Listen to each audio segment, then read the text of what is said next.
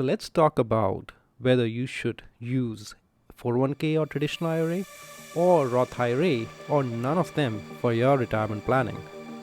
Alright, let's get into it.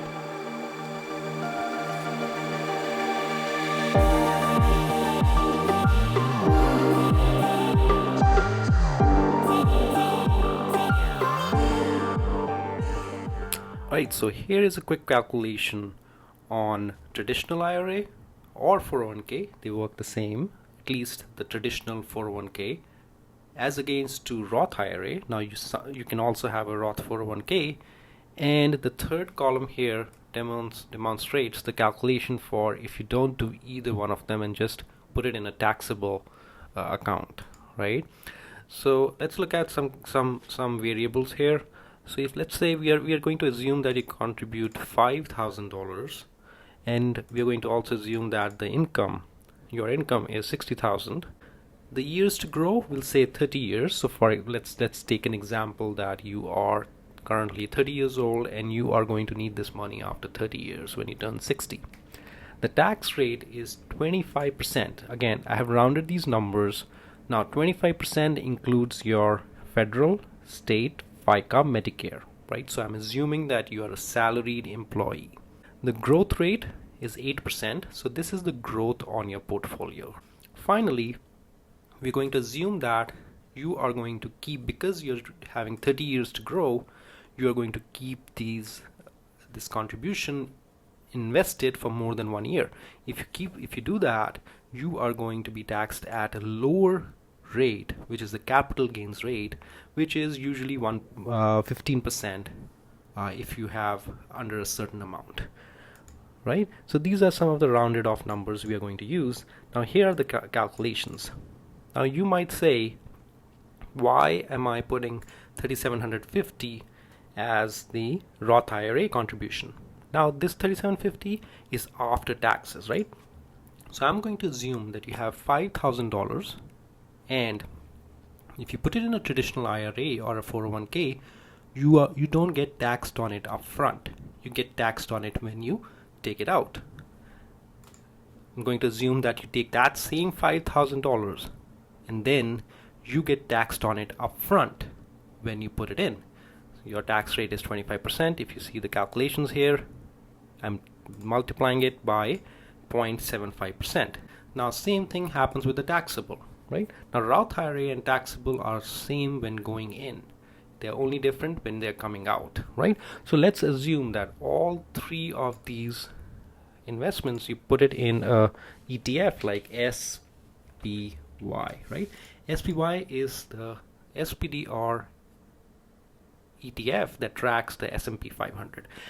It's clear that traditional IRA and Roth IRA gives you almost the same results, right? Now after 30 years, now if you're 60 years old right now, if you're now 60 years old and you need the access to this money and you want to take it out, when you take out your $50,300 here, which is the growth after 30 years, you are not going to be able to take out the whole amount. You'll have to pay taxes on it. Now here's one very important point. I am assuming that your tax rate will be the same. Now a lot of you might argue, I don't think my tax rate is going to be the same. My tax rate is going to reduce when I grow older. That's the mistake that a lot of us make. I do agree with you that your tax rate is going to decrease, but you're also not going to have the deductions that you have now. Maybe you have a house and you have interest payments on it. You can deduct that from your taxable income. Maybe you have children, you will have dependents.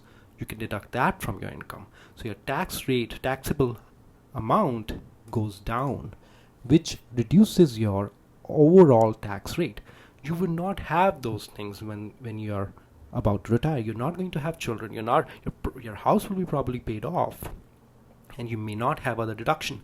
Not even taking into consideration that taxes might actually go up when you are about to retire, right? Again, taking all this into account, I am taking a safe bet that my or our tax rate is going to remain the same when we retire. Assumption. So if we take that into account, we see that finally when we go to take out the money, we get almost the same exact amount like we will get for Roth IRA.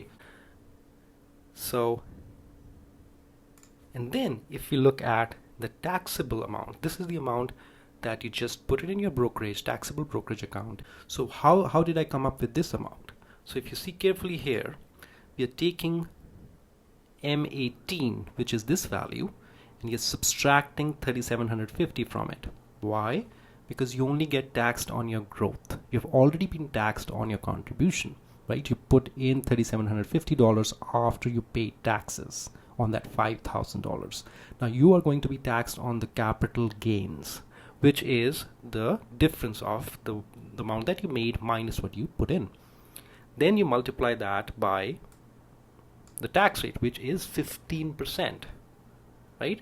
So 1 minus the 15%, which gives you the amount that you will have, and then we have to add back the taxable amount, so the contribution. Then we have to add back the contribution that we made, right? So that's your final value here, almost 32,600, right?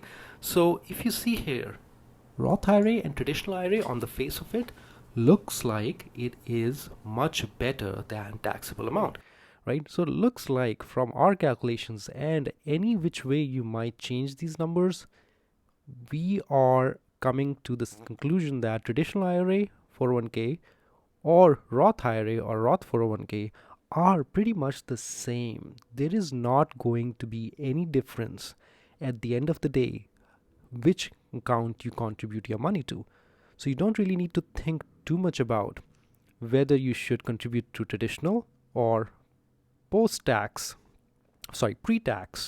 or to Roth, which is post-tax, right? Pay the taxes and then whatever the money is that goes in. Roth IRA and traditional IRA are basically the same. They are not going to give you any benefit one way or the other. They're both the same. But you might need to think about whether you want to use any one of them as against just a normal brokerage account, even though it seems from the calculations that there will be decidedly an advantage of, let's say, a few $1,000s if you use these. But over contributing to these accounts is also not a good idea. Personally, I do 401k only to the limit of how much my employer is contributing. So for example, my employer contributes 5% and I contribute 5% because it's just free money. They are giving me money. They're encouraging me to contribute, and I do that. And rest, I put it in a Roth IRA. Again, if Roth IRA does have some income limits, so you might need to see what your income is, and then, or you can look up something called backdoor Roth IRA, where you contribute to a traditional IRA and then you roll it over to a Roth IRA. This is a little loophole that the government has put in place basically for us, people who earn a little bit more than they can, so they are not qualified to contribute to a Roth IRA. Now, if we think about whether we should contribute to these plans at all, or should we just keep the money in our pocket, have control over that money? Now, people who want to have control over their money and who want to be able to have money today than tomorrow, they might think, a taxable account is good enough for me. Maybe you are of the opinion that you want to pay off your house first, or maybe you want to buy a new house. Then you should not feel guilty to not contribute to any of these accounts, right?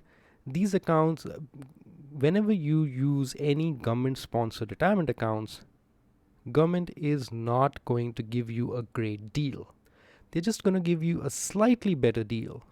And these 401k, Roth IRA, these plans, they were designed to increase the market participation, right? So they were not designed for you or me.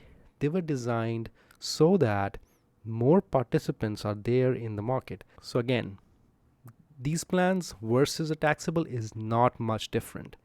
You should really do your planning and not over contribute to these accounts. It's never a good idea to throw all your money into these accounts. Do it to a level that you're comfortable with.